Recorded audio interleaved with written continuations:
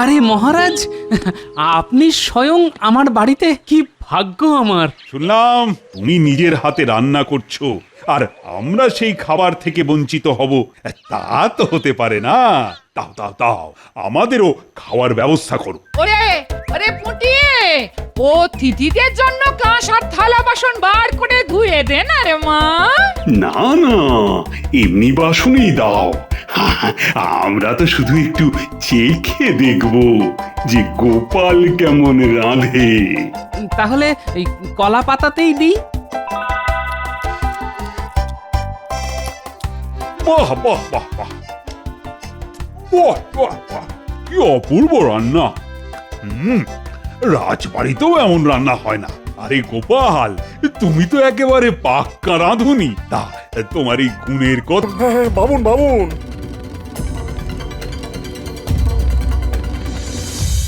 উজির, মহারাজ কৃষ্ণচন্দ্র অনেকগুলো চিঠি পাঠিয়েছিল।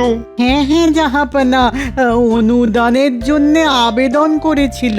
হ্যাঁ, গত বছর খরাতে কৃষ্ণনগর খুব ক্ষতিগ্রস্ত হয়েছিল। কৃষ্ণচন্দ্রকে এত্তেলা পাঠাও, আমি কৃষ্ণনগরে গিয়ে দুদিন থাকবো, আর ওখানে বসেই আমি অনুদানের অর্থ প্রদান করব। জো হুকুম জাহাপনা, আমি এখনই খবর পাঠাচ্ছি।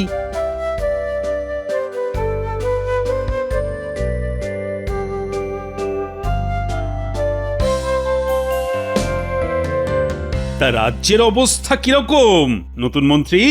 আগে মহারাজ, ওই যথাপূর্বং তথা পরম। মানেটা কি? আহা, একটু খোলসা করে বলো দেখি। মহারাজ, পূর্বে যা ছিল এখনো তাই আছে। তা পূর্বে কি ছিল আর এখন কি আছে সেটাই ঠিক করে বলতে বলেছি, সহজ কথায় বলো।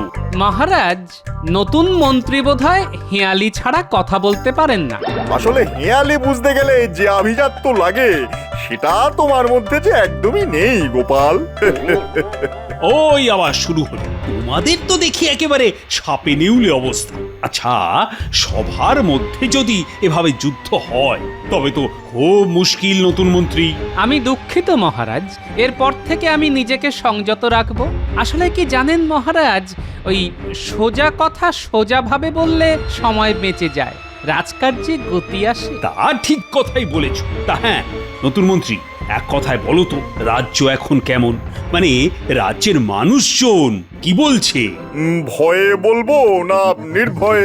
এটা কি একটা কথার উত্তর হলো নতুন মন্ত্রী মশাই? মহারাজ আমাকে যদি এক কথায় জিজ্ঞেস করতেন তবে আমি বলতাম ভালো নেই মহারাজ। গোপাল, তোমার কাজ হলো ভাঁড়ামো করা, মানে যেটা তুমি পারো। রাজসভার কাজে তোমাকে নাক গলাতে কে বলেছে? আগে রাজ্যতীষী, আমার নাকটা বড় বেয়ারা, কিছু খারাপ হলেই আগে থেকে ওই খারাপ গন্ধ পেতে থাকে। মহারাজ, নবাবের দূত নবাবের পত্র নিয়ে এসেছেন। পাঠিয়ে দাও পাঠিয়ে দাও, হয়তো আমার পাঠানো পত্রের উত্তর দিয়েছেন স্বয়ং নবাব বাহাদুর।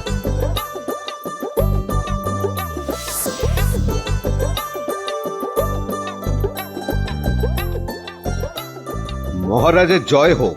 বলো বলো, কি সংবাদ? এই নিন নবাব বাহাদুরের ইত্তেলা।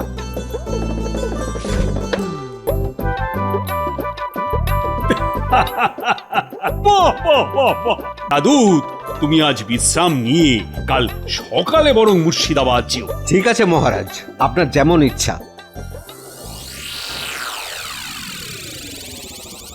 শোনো সবাই, নবাব বাহাদুর আসছেন কৃষ্ণনগরে কাল রাতে।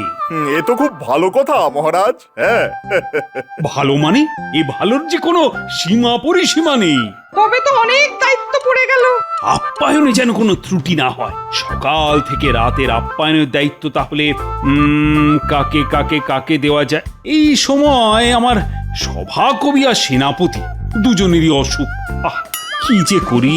মহারাজ, এই আপ্যায়নের দায়িত্ব গোপাল আর ভগবানের ওপর দিয়ে দিন। নবাব বাহাদুর গোপালকে পছন্দ করে, আর আমাদের নতুন মন্ত্রীর সাথেও আলাপটা হয়ে যাবে। রাজ্যতীষী গোপালকে লেজে গোবরে করার সুযোগ করে দিয়েছে। সুযোগটাকে কাজে লাগাতে হবে। রাজ্যতীশী ঠিক বলেছে। এই আপ্যায়নের পুরো দায়িত্ব নতুন মন্ত্রী আর গোপালের ওপর ছেড়ে দিলাম। কি নতুন মন্ত্রী, তুমি রাজি আছো তো? মহারাজ, আমার গোপালের সাথে কাঁধে কাঁধ মিলিয়ে কাজ করতে কোনো অসুবিধা নেই। আমি প্রস্তুত। গোপালের মতো বিচক্ষণ বন্ধুকে যদি কাজে পাই তাহলে আমি ধন্য হব। ঠিক আছে, সকালে জল খাবার থেকে রাতের খাবারের দায়িত্ব আমি ভগবান আর গোপালের ওপর দিলাম। উফ, এবারে গোপালকে লেজে গোবরে করে নবাবের কাছে বেইজ্জত করতে হবে। কি গোপাল, তোমার কথা কিছু বলো। আমরা কাজটাকে একটু ভাগাভাগি করে নিই। কিরকম কিরকম? এই ধরুন, কেউ সকাল আর সন্ধ্যার জল খাবারের দায়িত্ব নিল, আর কেউ ওই মধ্যাহ্ন ভোজন আর রাতের খাবারের দায়িত্ব নিল। এক কাজে দুজনের না ঢোকাই ভালো মহারাজ, তাতে কাজের চেয়ে ঠোকাঠুকি বেশি হবে। এইটা গোপাল ভালো বলেছে, তবে তাই হোক। এই রে, ঘুরে গেল যে বিষয়টা। না, মধ্যাহ্ন ভোজন আর রাতের খাবারের দায়িত্বটা আমার কাছেই রাখতে হবে। মহারাজ, আমি মধ্যাহ্ন ভোজন আর রাতের খাবারের দায়িত্বটা নিলাম। হ্যাঁ, এটাই আমি চেয়েছিলাম। বাহ বাহ বাহ, তাহলে তোমরা যে যার মতো আয়োজনে মেতে ওঠো। কোষাধ্যক্ষ তোমাদের হাতে অর্থ দিয়ে দিচ্ছে। মহারাজ, একটা নিবেদন আছে। বলছিলাম যে আমরা আমাদের মতো নবাবের আপ্যায়নের দায়িত্ব নিয়ে আগে নবাবকে খুশি করি। এখন আমাদের অর্থ সংকট চলছে। রাজার পাশে দাঁড়ানো রাজকর্মচারীর কর্তব্য। আপনি নবাবের কাছে অনুদান পেলে আমাদের দিয়ে দেবেন। কি নতুন মন্ত্রী মশাই, ঠিক বলিনি? সাধু সাধু, এই নতুন মন্ত্রী, তুমি কি বলো? ইস, প্রথম ধাক্কাটা বেশ জোরে দিল। আমিও ভগবান, হারবো না। হ্যাঁ, এবার মহারাজ, ওই গোপালের দূরদর্শিতার তুলনা নেই। আমার মনের কথাটাকে কিভাবে যে জানতে পারলো, আমিও ঠিক এটাই ভাবছিলাম। ফাঁদে পড়েছো বগা আমার। আমাকে ধাক্কা দেবে? তুমি এখনো আমাকে ঠিক চেনোনি। এবার দেখো তোমার কি হাল করি। দেখেছো কিরকম বজ্জাত মানুষ এই গোপাল? ও কিরকম তোমার ফাঁসিয়ে দিল। হ্যাঁ, ওইখান থেকে আবার আমাকে উঠতে হবে। হ্যাঁ, ও সত্যি মহা মৃত্যুঞ্জয় কবচ ধারণ করে আছে। আরে দাঁড়াও দাঁড়াও, ও একটা সুযোগ আমার হাতে তুলে দিয়েছে। সেটা হলো, মহারাজের কাছে অর্থ সাহায্য না নিয়ে নবাবের জল খাবারের মতো বিষয় ও নিজে দেখবে। হ্যাঁ, ঠিক, গোপাল ভেবেছে ও যেরকম জল খাবার খায় নবাবও সেরকমই খাবে। ও তো জানে না যে নবাবী চাল কাকে বলে, নবাবী ঢং কাকে বলে। ঠিক ঠিক, এই বিষয়টা তো দেখিনি। আমাকে ঠিক মতো মধ্যাহ্ন ভোজন আর রাতের নবাবী খানার ব্যবস্থা করতে হবে। নবাবের মন আমি ঠিক জয় করে নেব। ব্যাস, এইভাবে এগিয়ে যাও, জয় তোমার হবে। শুধু রান্নার পদগুলো ঠিক করে বানাতে বলো, তোমার জয় শুধু সময়ের অপেক্ষা করছে। শুধু আমার আর মহারাজের মুখ চেয়ে এই কাজ তোমাকে করে দিতে হবে ভোলা। এভাবে বলো না গোপাল দাদা, এভাবে বলো না। তুমি রসের যত মিষ্টি আছে সব রাখবে। নবাবের জলখাবার, নবাব যেন মিষ্টি খেয়ে মুগ্ধ হয়ে যান। তুমি তোমার সবটুকু দিয়ে মিষ্টি বানাও। যা খরচ হবে নবাব চলে গেলেই সব শোধ করে দেব। আগে নবাব খুশি হোক, তারপর যা হবার হবে। উজির, আচ্ছা বলো তো, কৃষ্ণনগরের সেরা জিনিস কি? আগে গোপাল, কি আবাদ, একদম সঠিক কথা বলেছো। ওই রকম একটা মানুষকে যদি আমি আমার দরবারে রাখতে পারতাম। যাক ও কথা। দূত, এই কৃষ্ণচন্দ্র খবর নিয়ে এসেছো? এসেছে জাহাপানা। ডাকো তাকে। প্রহরী, প্রহরী, দূতকে খবর দাও, নবাব বাহাদুর ডাকছেন। গিন্নি, আরে এই নাও গো বাজারের থলি, ইলিশ মাছ এনেছি, ডিম ভরা। ও মা, ইলিশ! কি ভাগ্য আমার! এই বেলা ভাজা ইলিশের তেল দিয়ে মেখে এই ভাত খেয়ে রাজসভায় যাব। ওবেলা এসে ইলিশ ভাপা আর সর্ষে ইলিশ খাবো। ঠিক আছে করে দেব, তবে পেটে সহ্য হবে তো? কেন কেন এই কথা বলছো কেন? না মানে মেঘে মেঘে যে বেলা হচ্ছে সে খবর আছে গো, এখন একটু জিভে লাগাম দাও। হ্যাঁ ওই ওই ওই বয়সের খোঁটা দিচ্ছ তো। একটা কথা বলি গিন্নি, বয়স বাড়াটা বয়সের ধর্ম। বয়স বাড়ুক, কিন্তু মনের বয়স যে কমছে। আরেকটা জিনিস বলতে দাও, ওই যে ডিম ভালো করে ভেজে টক দিয়ে রেঁধে রেখো। আহা, কতদিন খাইনি। চলি গিন্নি পুকুরে স্নান করতে।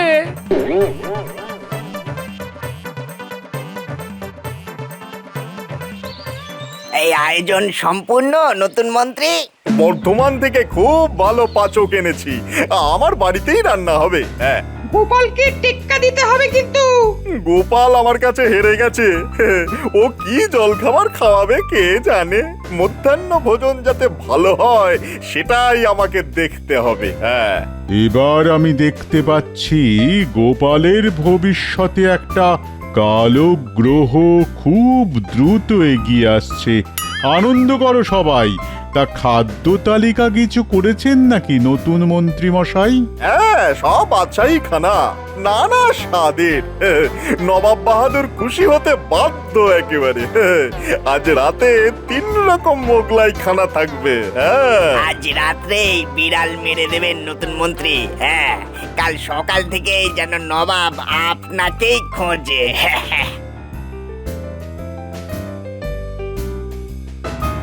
কি হে নতুন মন্ত্রী, আজ রাতের আয়োজন সব ঠিক আছে তো? ভগবানে ভরসা রাখুন মহারাজ। ভগবানে অচলা বিশ্বাস আছে আমাদের। শুনে ভালো লাগলো মহারাজ।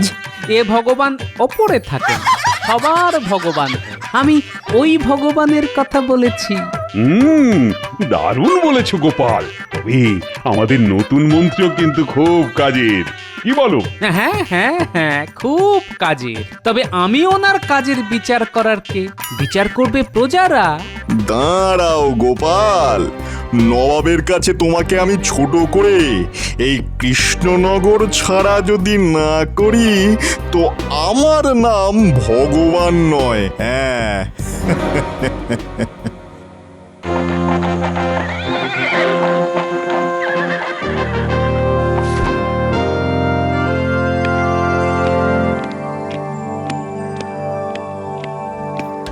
তোমার সভাকবি কোথায় কৃষ্ণচন্দ্র?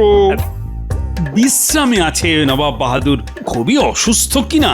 আর কৃষ্ণনগরের শ্রেষ্ঠ রত্ন গোপাল কোথায়?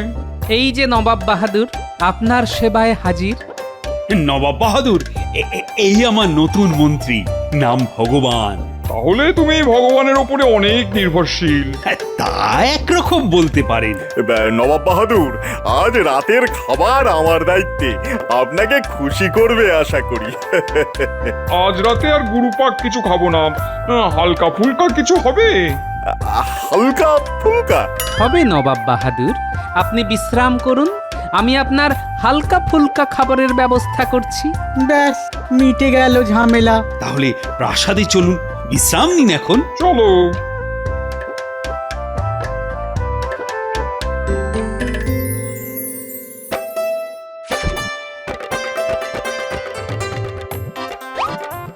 এই নিন নবাব বাহাদুর।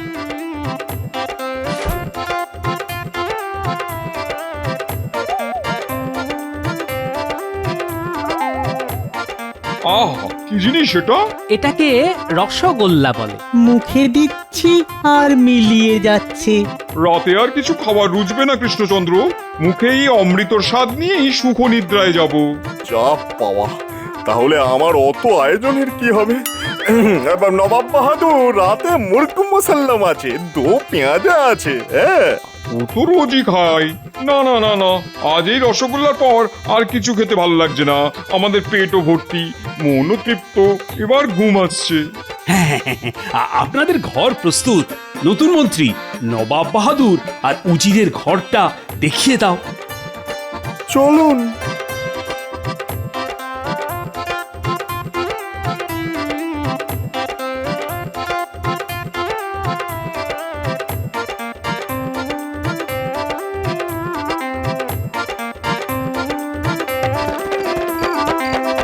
ভোলা, তোমার মিষ্টির তো খুব প্রশংসা করলেন নবাব বাহাদুর। হ্যাঁ, তোমার মুখে এইটা শুনবো বলেই তো বসে আছি গো গোপাল দাদা। কাল ওই ছানা বড়া, মনোহরা আর ওই হিগের কচুরি আছে, আর ওই এই কালো জিরে দিয়ে হালকা ডাল, তারপর সরভাজা আর রসগোল্লা। সব লিখে রাখো ভোলা। এইসব নিয়ে তুমি কিচ্ছুটি ভেবো না গোপাল দাদা, কিচ্ছুটি ভেবো না। তুমি নবাব বাহাদুরকে খুশি করো, ব্যাস দেশ বাঁচলে তো আমরাও বাঁচবো। ঠিক আছে, কাল সকালে গরুর গাড়ি পাঠিয়ে দেব, সাবধানে জিনিসগুলো পাঠাবে, কেমন? তুমি নিশ্চিন্তে যাও গোপাল দাদা। চলি ভোলা।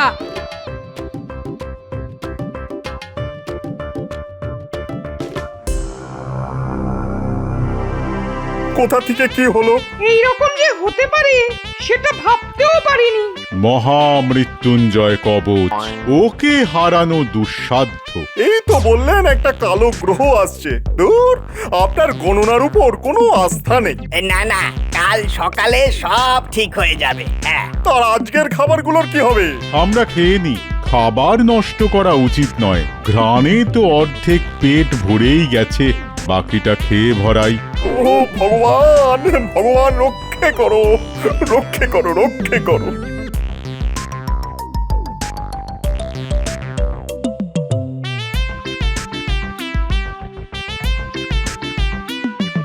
গিন্নি,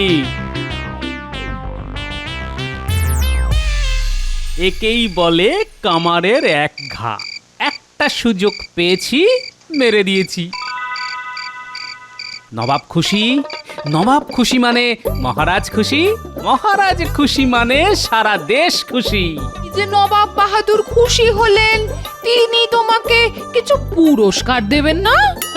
এই দেখো গিন্নি, আমি ভোলা ময়রার ধার শোধ করে ওকে কিছু উপরি দিতে পারলে খুশি হব, ব্যাস।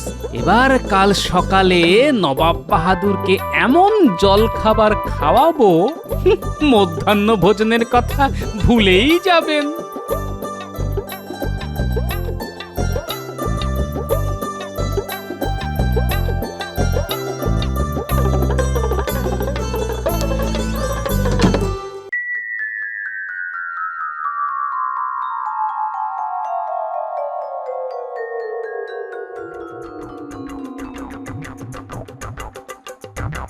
আহ, কি সুন্দর, কি স্বাদ, মুখে দিলেই মিলিয়ে যাচ্ছে। আজ সকালের খাবারটাও খুব বেশি হয়ে গেল।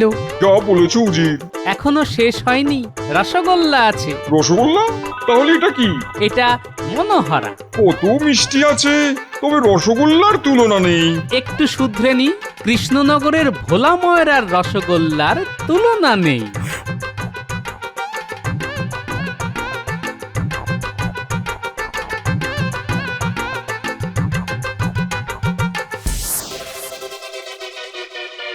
সব শেষ, আর কিচ্ছু হবে না।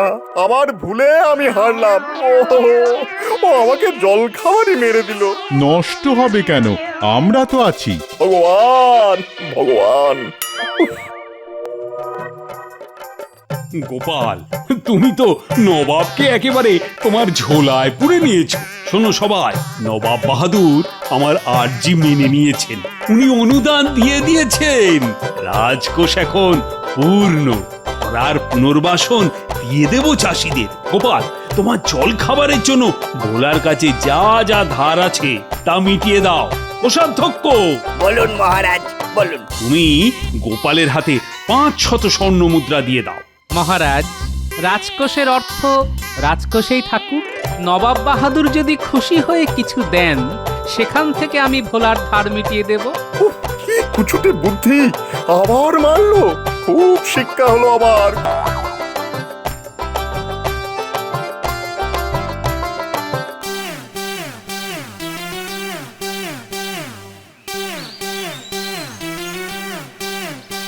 গোপাল, তোমার তুলনা নেই। কৃষ্ণচন্দ্র, তোমার কাছে একটা চাওয়ার আছে। বলুন বলুন নবাব বাহাদুর। তোমাদের এই ভোলা ময়রাকে আমি নিয়ে যাব, ওখানে আমাদের কারিগরকে এই রসগোল্লা শিখিয়ে দেওয়ার পরই তবে ওকে ছাড়বো। এই রে, এই মাটি করেছে।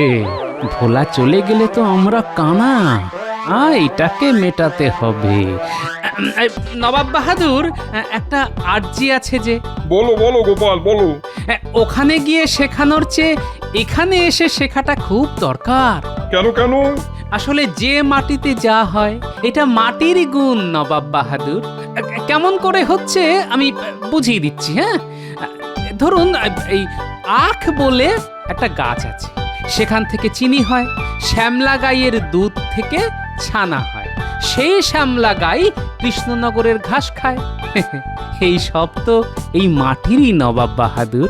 আর এর একটাও না থাকলে ওই রকম রসগোল্লা যে হবে না নবাব বাহাদুর।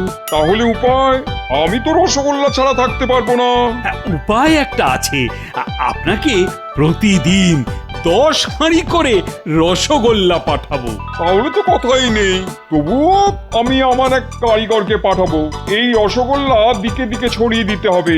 গোপাল, এই নাও, তোমার আপ্যায়নে খুশি হয়ে 2000 স্বর্ণ মুদ্রা দিলাম। আর এইটা আমার তরফ থেকে তোমাদের ভোলা ময়রাকে 1000 স্বর্ণ মুদ্রা খুশি হয়ে। তাহলে কৃষ্ণচন্দ্র, মনে থাকবে তো, প্রতিদিন 10 হাঁড়ি রসগোল্লা। আপনি মুর্শিদাবাদে পৌঁছন, দেখবেন রসগোল্লা ঠিক পৌঁছে গেছে। চলো উজির, এবার আমরা যাই। সব ভালো তার, শেষ ভালো যার।